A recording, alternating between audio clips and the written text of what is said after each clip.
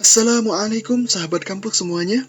Mudah-mudahan dalam keadaan sehat dan selalu bersemangat untuk menyimak setiap kajian di dalam mata kuliah Advokasi Ekonomi Syariah. Alhamdulillah, puji dan syukur kehadirat Allah Ta'ala dan sholawat serta salam bagi Rasulullah Muhammad SAW. Kita ada di video ke-11 tentang murabahah dan sengketa di pengadilan agama. Kita mulai dari definisinya terlebih dahulu. Kata murabahah berasal dari kata rib yang berarti bertumbuh atau berkembang. Dalam dunia perdagangan, murabahah berarti menjual komoditas dengan tingkat keuntungan tertentu. Secara istilah, murabahah adalah suatu aktivitas jual beli barang pada harga asal dengan tambahan keuntungan yang disepakati oleh kedua belah pihak, di mana penjual memberitahukan harga suatu produk yang ia miliki dan kemudian menentukan harga jualnya dengan selisihnya sebagai keuntungan yang disepakati bersama pembeli. Berdasarkan pasal 19 ayat 1 Undang-Undang Nomor 21 Tahun 2008 tentang Perbankan Syariah, didefinisikan bahwa akad murabah adalah akad pembiayaan suatu barang dengan menegaskan harga belinya kepada pembeli dan pembeli membayarnya dengan harga yang lebih sebagai keuntungan yang disepakati. Dengan demikian, karakteristik jual beli ini adalah penjual harus memberitahukan modalnya atau harga asal barang dan penjual harus menyatakan berapa jumlah keuntungan yang ditambahkan. Atas dasar inilah pembeli akan ridho dengan keuntungan yang telah diperoleh oleh penjual. Apa dasar hukumnya? Dasar hukum akad murabahah ada di dalam Al-Quran dan di dalam hadis. Di dalam Al-Quran surah Al-Baqarah ayat 275 dan surah An-Nisa ayat 29. A'udzubillahi minasyaitonirrajim. Bismillahirrahmanirrahim. Wa ahallallahu al-bai'a wa harrama riba. Allah telah menghalalkan jual beli dan mengharamkan riba. Murabahah termasuk dalam akad jual beli.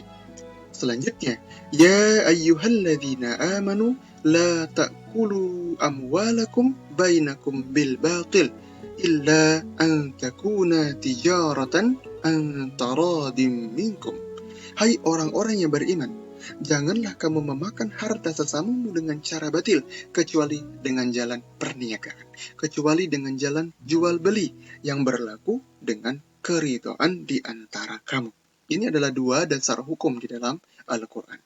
Adapun di dalam hadis Nabi Muhammad SAW, dalam hadis riwayat Ibnu Majah yang artinya dari Suhaib Ar-Rumi radhiyallahu an, bahwa Rasulullah Muhammad SAW bersabda, 3 hal yang di dalamnya terdapat keberkahan: jual beli secara tangguh, muqaradah, dan mencampur gandum dengan tepung untuk keperluan rumah, bukan untuk dijual.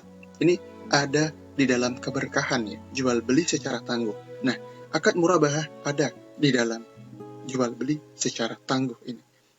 Dalam perbankan syariah, akad murabahah dapat menjadi salah satu produk penyaluran dana, financing, dan model pembiayaan dalam prinsip jual beli, sell and purchase.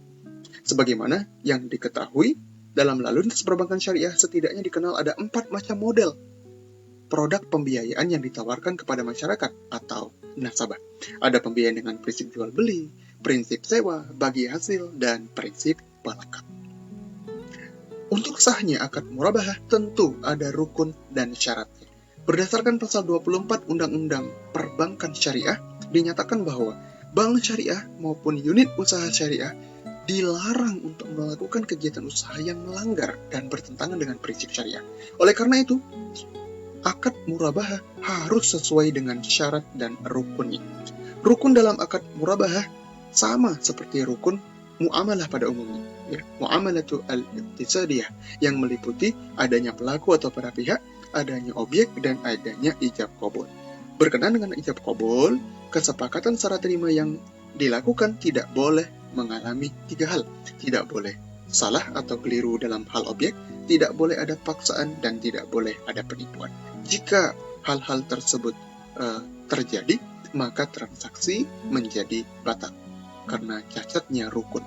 Selain rukun ada pula syarat. Syaratnya, A. Penjual harus jujur, terbuka mengenai modal dan keuntungannya kepada pembeli. B. Kontrak harus bebas riba. Yang C. Penjual harus menjelaskan kepada pembeli jika terjadi cacat atas barang. D. penjual harus menyampaikan semua hal yang berkaitan dengan pembelian, misalnya pembelian secara hutang atau status pembelian dan cara membayarnya. Kemudian yang terakhir, kontrak pertama harus sah sesuai dengan rukun yang ditetapkan. Ini adalah syarat akad murabahah. Secara prinsip, bila syarat yang ditentukan dalam poin A, C, dan D tidak dipenuhi, misalnya penjualnya tidak jujur, penjualnya tidak menjelaskan kepada pembeli, terjadi cacat, penjual tidak menyampaikan semua hal terkait pembelian, maka dalam kondisi ini ada hak opsi yang dimiliki pembeli.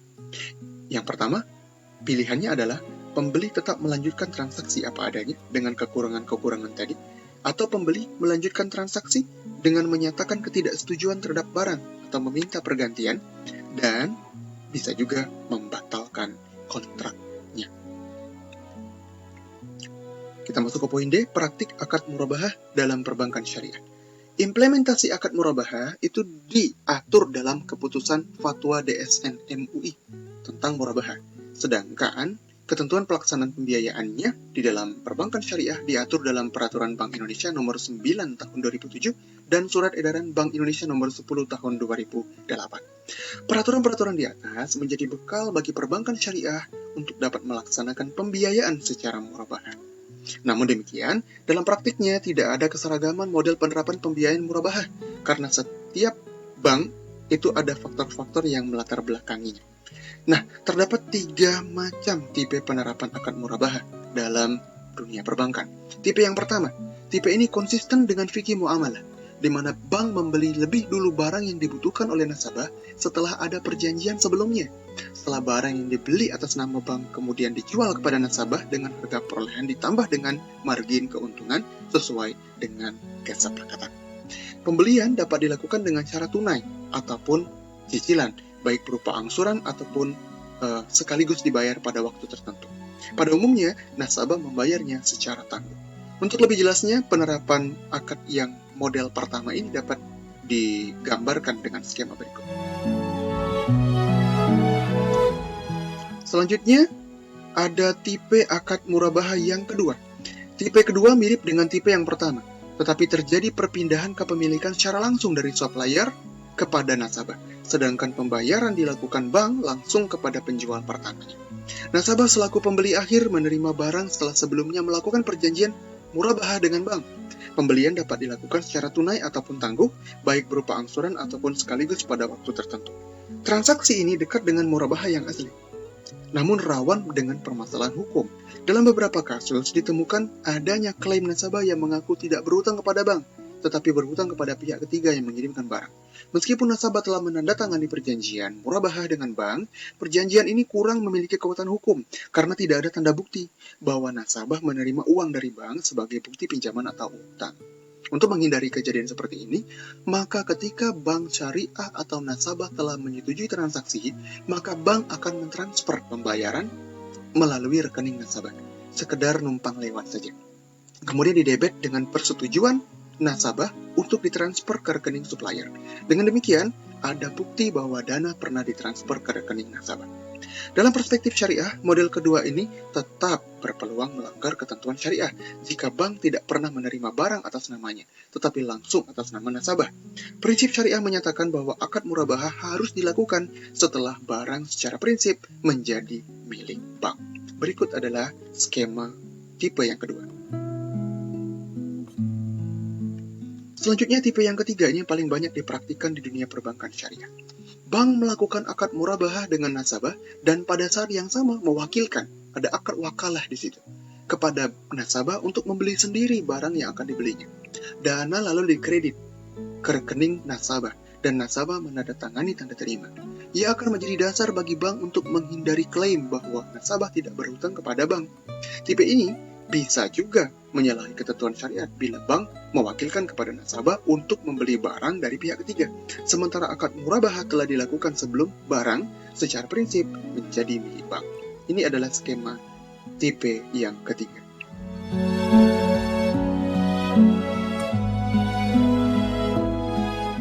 Nah, sekalipun produk-produk yang diterbitkan oleh bank syariah cukup bervariasi, namun kebanyakan pihak bank syariah masih mengedepankan produk dengan akad jual beli. Bahkan produk murabahah menjadi produk yang paling banyak digunakan selama ini. Hal tersebut dimungkinkan karena pertimbangan risiko dan keuntungan yang akan diperoleh oleh bank syariah. Keuntungannya, ya jelas bahwa keuntungannya selisih margin. Adapun risikonya ada kekhawatiran terhadap kemungkinan bahaya moral, sebagaimana yang terjadi pada mudharabah. Karena bank syariah berasumsi bahwa semua orang memiliki itikat baik, sehingga bank rawan berhadapan dengan orang-orang yang beritikat tidak baik. Ini sering terjadi di dalam konsep mudharabah, namun di dalam akad murabahah, risiko ini bisa diperkecil. Kemudian kita masuk ke poin E, ada faktor pemicu munculnya sengketa pada akad murabahah. Ada beberapa faktor pemicu. Yang pertama ada faktor kelalaian, yang kedua kurang paham terhadap akad yang dibuat, yang ketiga faktor cacat dalam akad, yang keempat faktor lain-lainnya. Kita mulai yang pertama, ada faktor kelalaian. Faktor ini terjadi ketika debitur melakukan manifestasi. Faktor manifestasi menjadi faktor dominan dalam sengketa ekonomi syariah di pengadilan agama, meskipun dipicu berbagai macam pola. Misalnya keadaan memaksa, sehingga debitur harus gulung tikar, dan gagal bayar yang berujung kepada kebangkrutan. Kemudian faktor yang kedua, kurang pahamnya terhadap akad.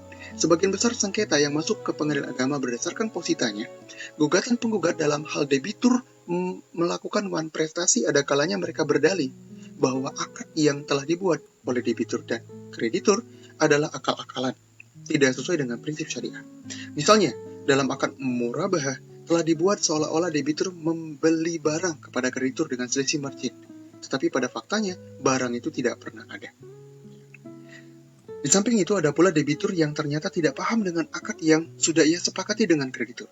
Saat debitur digugat dan dinyatakan prestasi, debitur berdalih bahwa kerugian usahanya harus ditanggung bersama, meskipun ia melakukan akad murabahah atau akad jual beli. Faktor yang ketiga adalah faktor akad. Meskipun hampir mirip dengan faktor kedua yang telah diuraikan sebelumnya, namun yang dimaksud di sini adalah bersumber dari keabsahan akadnya. Ada cacat dalam akadnya, tapi ini jarang ditemukan di dalam sengketa ekonomi syariah di pengadilan agama. Kemudian kita masuk ke poin F, manfaat dan risiko. Akad murabahah bagi bank syariah, manfaatnya jelas adalah selisih margin. Namun risikonya, yang pertama, kemungkinan munculnya default atau kelalaian. Kemudian ada juga fluktuasi, ada harga komparatif. Terjadi kenaikan harga setelah bank membelikan untuk nasabah. Membelikan barang untuk nasabah, tiba-tiba harganya naik, jadi bank yang mengalami kerugian. Kemudian penolakan nasabah terhadap barang yang dikirim, dan barang yang dijadikan objek itu dijual oleh nasabah, menjadi milik kendati pun belum dilunasi. Ini beberapa risikonya. Kemudian ada dua kaidah hukum dalam akad murabahah ini.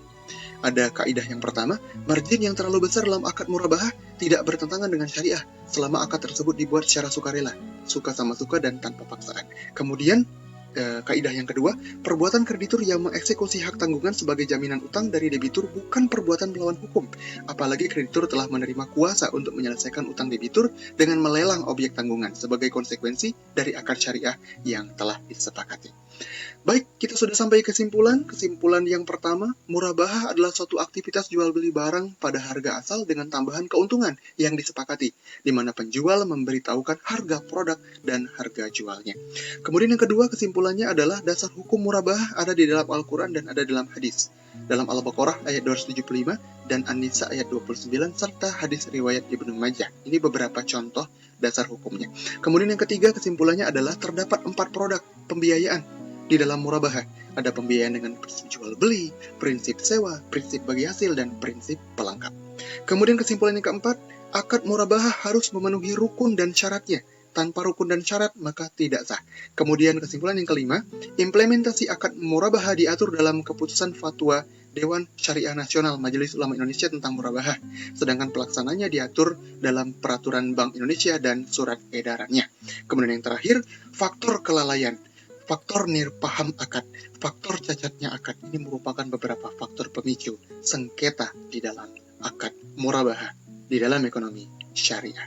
Inilah yang bisa disampaikan dalam kesempatan ini. Mudah-mudahan apa yang disampaikan bermanfaat untuk sahabat kampus semuanya. Atas keterbatasannya saya mohon maaf. Sampai ketemu di video selanjutnya. Wabillahi taufiq wal hidayah. Assalamualaikum warahmatullahi wabarakatuh.